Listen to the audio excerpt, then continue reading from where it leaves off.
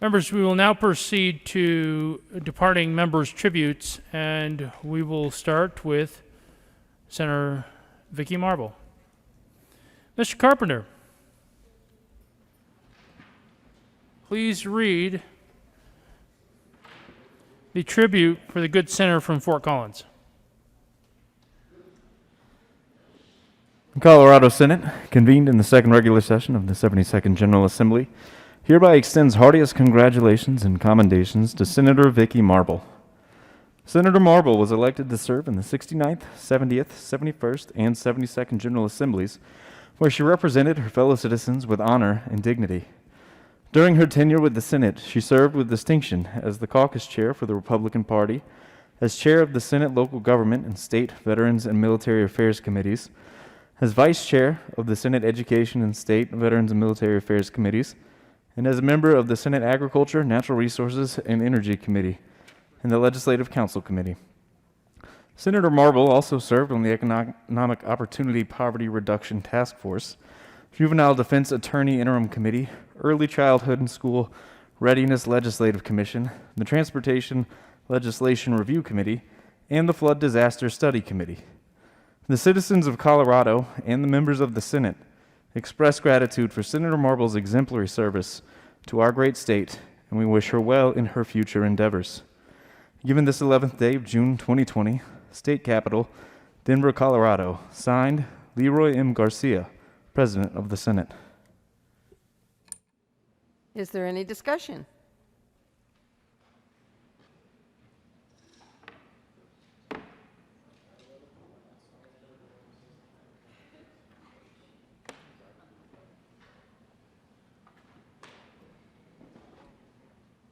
Senator Smallwood.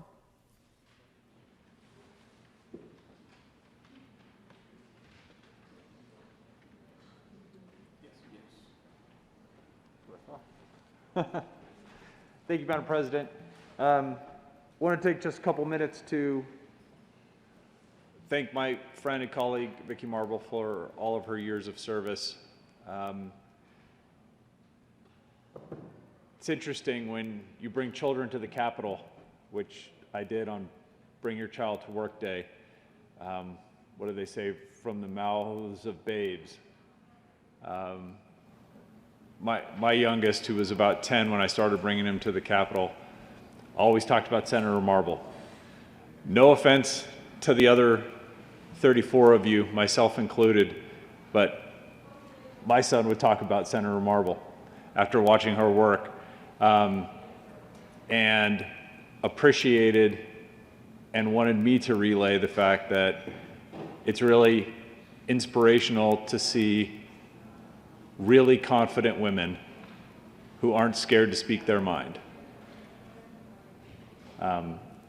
My son will always remember Senator Marble. I will always remember Senator Marble as that person who cared, that person who took the time to show him around the Capitol and to show him that it's important to stand up for what you believe in. And whether you agreed with Senator Marble at the well or not, nobody can dispute the fact that Senator Marble will speak her mind, that she's passionate about it. And that's an inspiration to a lot of people, I know for sure. So you've done such a good job for our caucus. You've been so conscientious about making sure that we were all put first before you. Thank you. Years and years of hard work in doing that. It means a lot to me. I know it means a lot to our colleagues. Thank you for being kind to my family. And that matters too. It shows who you are as a person. So you can rest comfortably knowing that your work in the Senate was done and that you did a great job. And thank you for your years of friendship.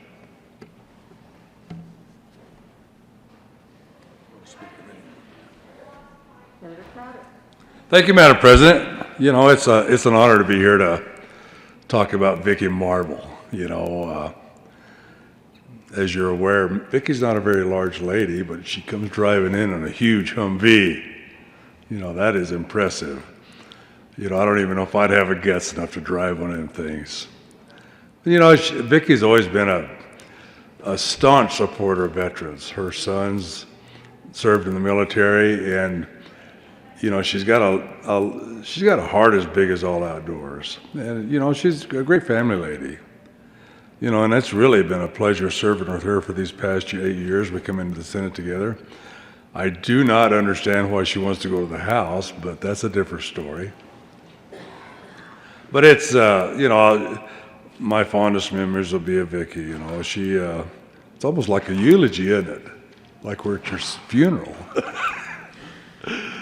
But she's been an inspiration to a lot of people, and she takes her career and her motherhood very seriously, and I think that's what is so most admirable. To inspire people on what ladies can do. It should not be the exception to the rule, but it should be ordinary. It should be ordinary for people to think just like you. And for that I appreciate it. I thank you for allowing me to serve with you these last 8 years. And just remember, you're special to all of us. Thank you, ma'am. Thank you, Mr. President. Senator Hill. Thank you, Madam President. Colleagues, I actually don't normally come down and speak at these, but Vicki probably deserves an exception, well, because Vicki is exceptional. I'm amazed actually in listening to these, maybe I hadn't noticed this in past years, but how many of our living eulogies that we give up here actually don't touch on the policy work that people did in their 2 or 4 or 8 years. We worked so hard towards the policy, but I'm amazed at how many of the comments and the reflections are focused on the personal. And as I shared in my even regrets yesterday, not focusing enough on the personal. And that was highlighted for me even yesterday afternoon as my 2 youngest girls were in here. And Vicki came up and said, I came up to my girls and said, I saved 2 of these little apple pies from Popeyes for your girls, and they're in my desk drawer, and why don't you go in there? And it made my whole girls' day. And part of the reason that that's such a big deal is my youngest was born a few days before my first election. I remember campaigning and Emily being miserably pregnant. And this has just been a part of my children's lives. This room, this building has been a part of their lives. Most folks don't know, actually, for the first year we lived here, I wanted to be close to my family. So we sold everything in Colorado Springs and lived in a 500 square foot apartment right down the street, a block right by City-O City. And the 6 of us lived in that 500 square foot apartment for that first year, just to be close and to be tied in here. And Vicki was, ever since the beginning, Vicki always had more attention and focus for my family and my children than I think she ever had for me. And I don't resent that. I don't regret that at all. And Vicki, I've got to tell you, your appreciation, your affection for my family and welcoming them in here and making them feel a part of this institution. This is a part of their lives. I will never forget that. This morning, my girls asked me, before I left, I woke them up. I always promised to wake them up and just kiss them goodbye. They asked me to say how much they appreciated that apple pie and if you still had any left. This is not a joke. I wake them up. I mean, we get home at 11 o'clock last night, 11:30, and the first thing they think when they wake up in the morning is there still another apple pie, Vicki? And that's just a testament to the power I recognize of you as a mother, as someone who obviously you get that aspect in a way I don't. I also have to say I'm envious of you. I've never really been accused of being, certainly not by my wife, of being overly emotional. I guess rarely people accuse PhD economists of being highly emotional.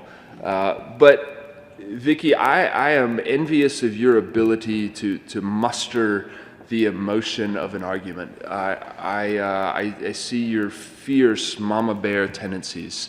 It has enlivened our debate in here. It has elevated beyond just the ugly rationality of things to understand that human lives are at stake and human lives are just as emotional as they are rational. It is I love it when you get fired up about an issue. You inspire us. Whether we agree with you or disagree with you, I love your emotion. Reminds me, I know we've been quoting Shakespeare, so let me join in, and reminds me, I told my girls last night of Puck in Shakespeare, though she be small, she be fierce.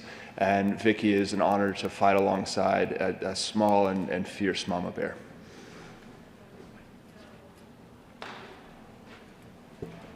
Senator Quorum. Thank you, Madam President.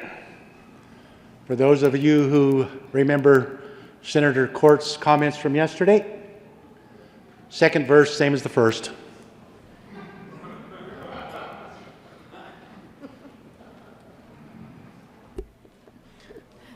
Senator Tate.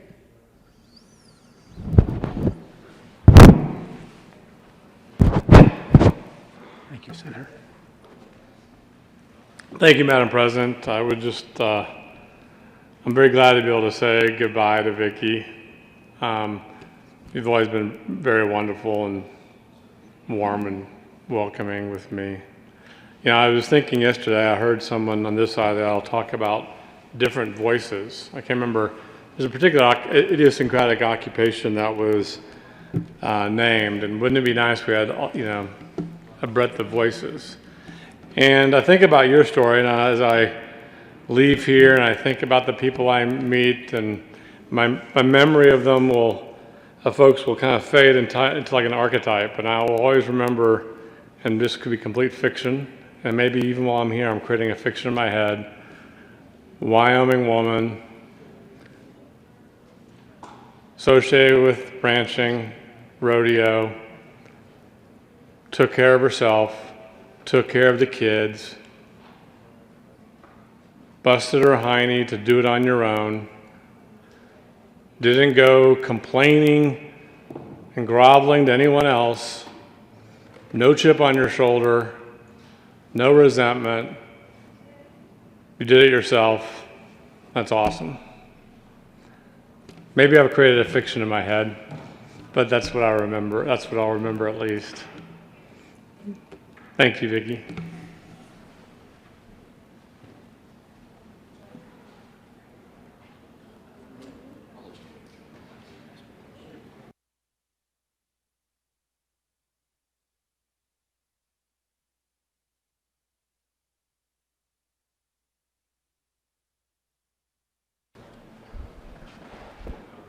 Senator Cook.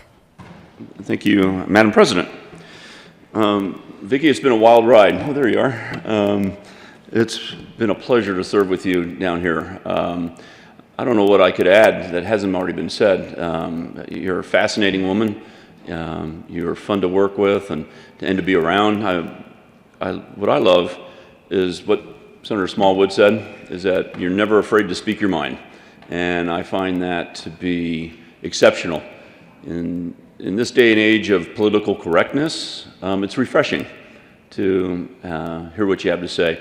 And what's even better in this era of political correctness, you don't care what other people think. And that's also refreshing. And so I've known you for a long time. You know, your district borders mine, and everything you've done exceptionally and professionally. And so I'm going to miss you in this chamber. But for the next 2 years, again, I don't know, I kind of question your judgment on running for the House, but I do look forward to working with you over the next 2 years. And, you know, we've had some disagreements, mostly on the marijuana thing, and, you know, you support the industry and I don't, and there was a time down here this year where I said, you know, I called them drug dealers, and you came down and you were upset. The first time I've ever seen you say you were offended about anything. And you know, 5 minutes later when we were done discussing it, you came up and gave me a big hug, and that's what I love about you. You know, you can take the heat, and then it's over with. So I appreciate you and knowing you for all these years, and good luck to you.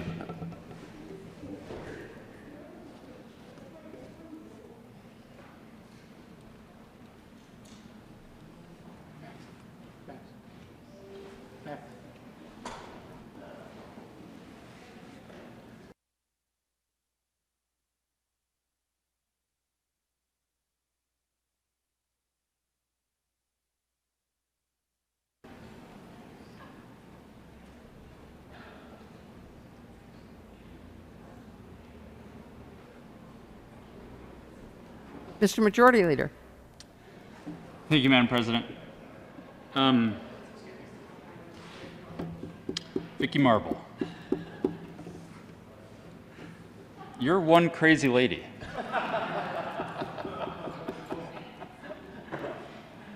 And I think I love it. And that's what I love about you, is you just say what's on your mind. I think that's been said a few times now about you already. But the thing that I think is most inspiring is sometimes I say things that are my convictions and things I truly believe in. But there's like 1 or 2% of my brain when I'm like walking away from the well where I'm like, is that really how I feel? Or you know, a little bit of self-doubt. I think we all have a little bit of self-doubt. Everybody has some self-doubt, except Vicki Marble. When she says her piece, when she says her convictions, there is not 1 or 2% of her brain that is wondering if she's right. It is 120% of her brain that is absolutely on board with what she just said. And those are her convictions, and she speaks it, and she says it with every single atom in her body. And I think that's incredibly impressive and inspiring.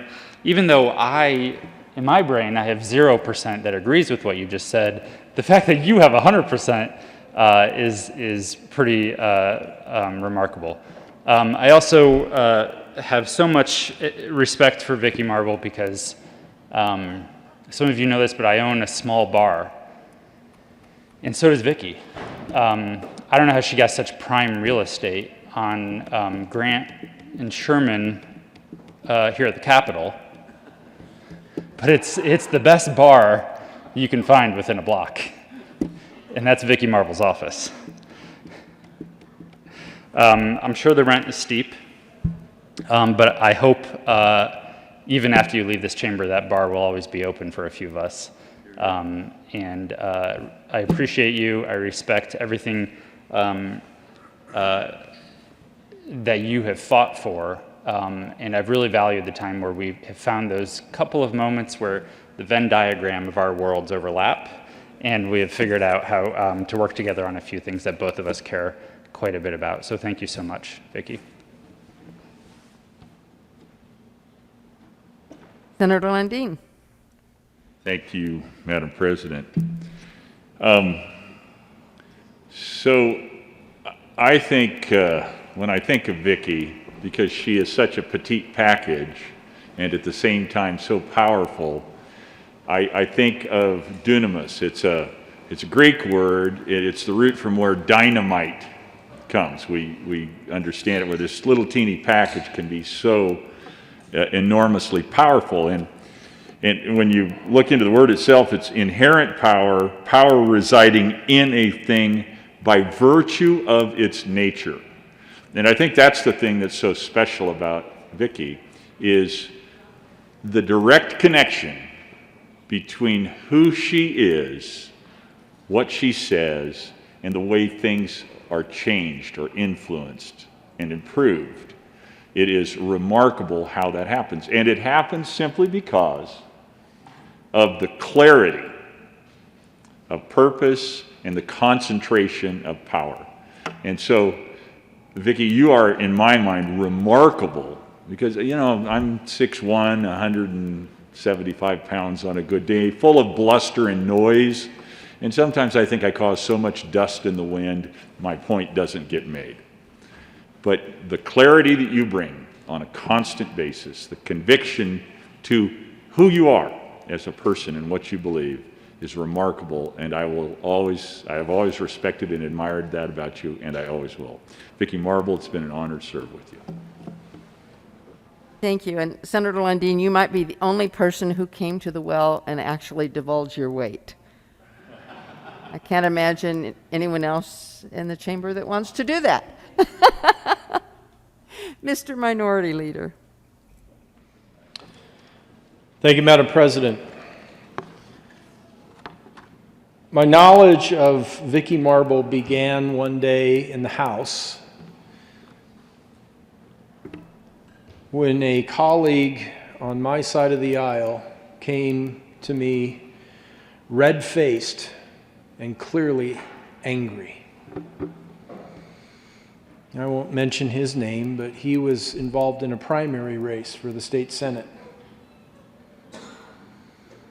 He leaned over my desk and he pointed his finger at me and said, "I know what you're doing." What are you talking about? He said, "You're involved in my primary. You're supporting Vicki Marble." And I said, "No, I'm not active there, and I've heard the name, but I don't know this person, Vicki Marble." Vicki wasn't there that day, but my first interaction with the name was based in confrontation.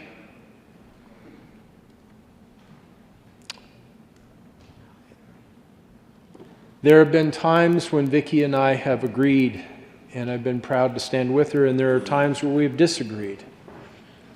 And I'm proud, even in those times, maybe to have such a worthy adversary. One of the most memorable is the passage of Jack's Law. That was the bill that I started to have a more open mind, compassion for an industry that I know the good senator from Weld County, the former sheriff, doesn't have a whole lot of compassion for. That day in Senate Ed, former Senator Mike Johnson did something I'd never seen before. He asked for a standing roll call vote in a committee. And we all stood, and we all voted aye. And later we brought Jack's Law to the floor, and parents, kids were up in the gallery, and it passed. It's the most proud thing I've done as a member of the General Assembly, and it's on a bill I done. If you'd have asked me a year before then, I would have said I never would have done it. But I was so proud of that, but particularly proud of standing with Senator Vicki Marble in that effort. She has introduced me to people. She has introduced me to information. She has been an advocate for something that I voted against, and now I'm proud to support.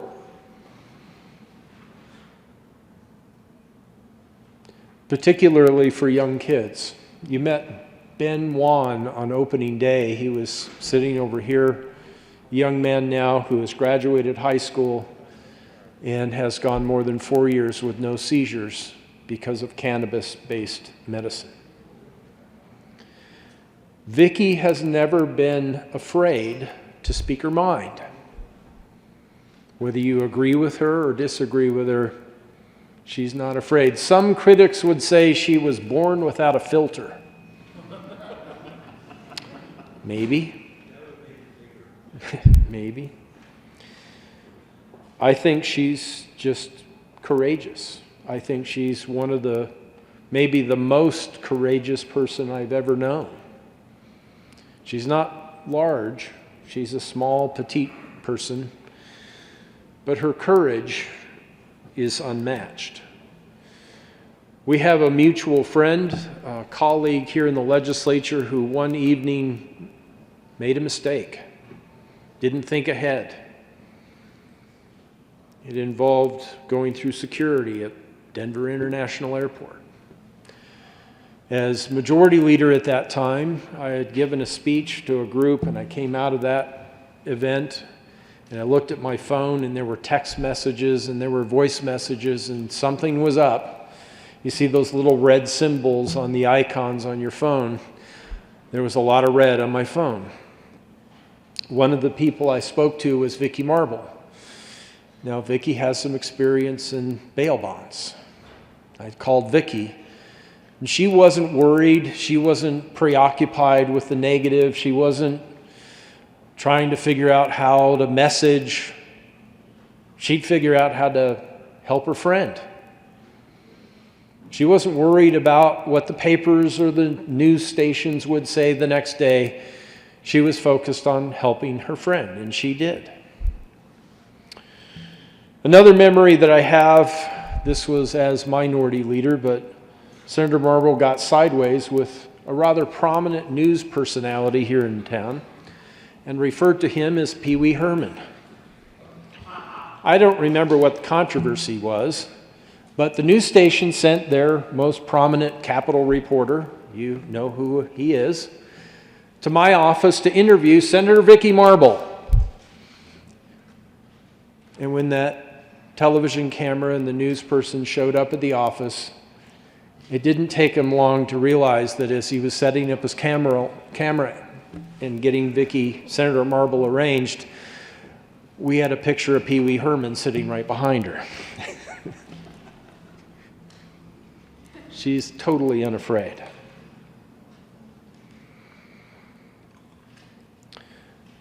I spoke in one of the early tributes, and I think on a bill we passed recently, 217, the law enforcement bill. I recalled standing here, or actually sitting over here, with then Senator Andy Kerr, and a bill that Senator Kerr and I worked together in a bipartisan way, bicameral. The hardest I think I've worked on any bill. That was at the end of the 2015 session. And then President Bill Cadman and Majority Leader Scheffel and Minority Leader Lucia Guzman and many other members of this chamber came down and praised that effort. They used words like magic, unpredictable. No one thought we'd get it done.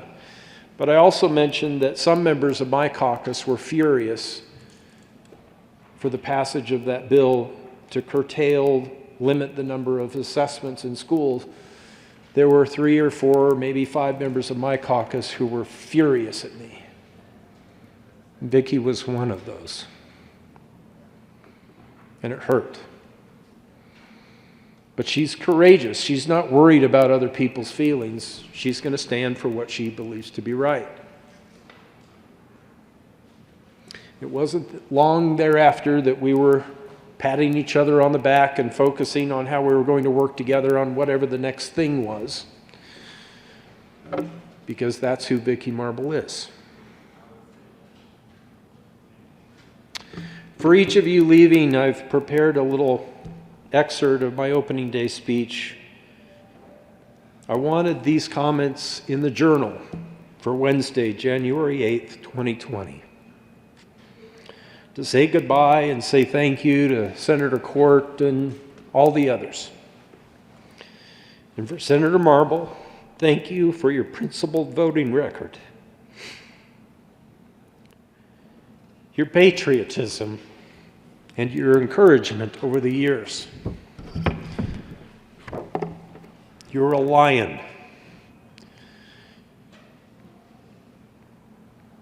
You have a backbone of steel.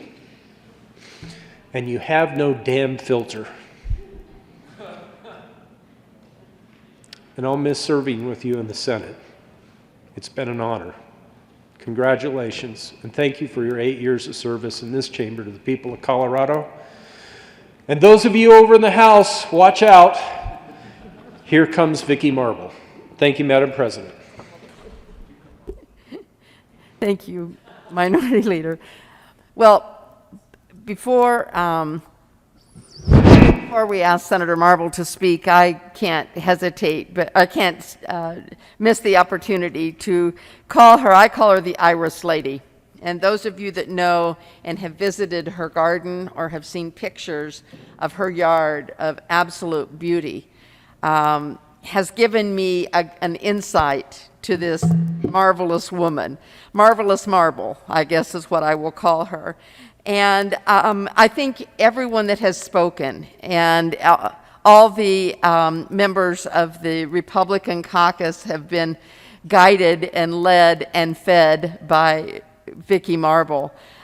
But I think one of the things that I want to share this morning is, and Vicki, we had a chance yesterday on the floor to talk a little bit, hug a little bit, and share, and we both decided that women over 60 are in a different category. And there is an opportunity for candor. There is an opportunity for bluntness. And life is short, and so get to the point. And I think that's kind of a philosophy that I have seen from you. In the 8 years that we have served together, I have never heard you say one unkind thing about anyone. And in this environment, that is unique.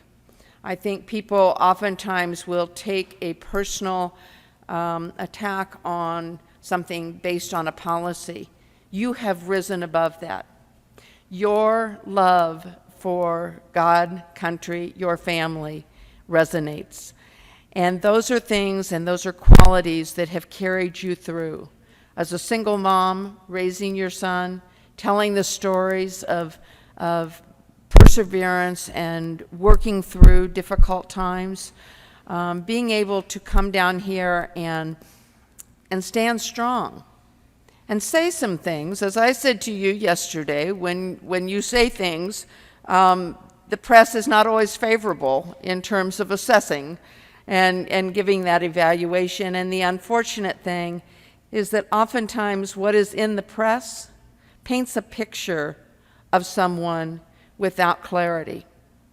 And in many ways, even though you have said some things that it has caused me to drop my jaw, you have, in many cases, risen above that. And you stand strong and say, this is what I said, and this is what I meant, and this is why. And it has been an honor to serve with you. You are a bundle of energy, a bundle of creativity, and at the same time have this amazing calm. And I think that comes from an assurance of you know who you are, you know what God has called you to do, and you will continue to move forward. I wish you well. Going to the House is going to be a whole new experience. But if anyone can do it, I believe you can. And with that, I wish you Godspeed and invite you to come to the podium and share with us. Thank you, Madam President. Thank you, colleagues. Gal, I'm almost feeling a little guilty for cussing y'all out under my breath all these years. And so I just want to say, thanks. It is funny because for those of you who have allowed me to become your friend and be a part of your life and you of mine, I just want to say thank you. You have been an incredible inspiration in so many ways to what I am going to do after the Senate. And maybe the House, the voters will decide that. But one of the favorite sayings I have is, what you do in life echoes for eternity. And it does. Everything you have to offer and that you give, it does resonate.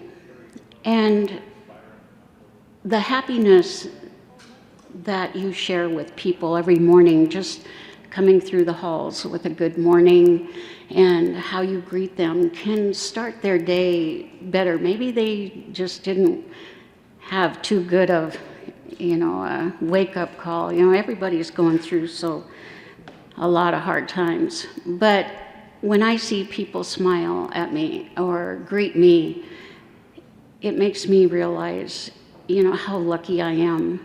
And then to be able to smile back or greet people and just be happy.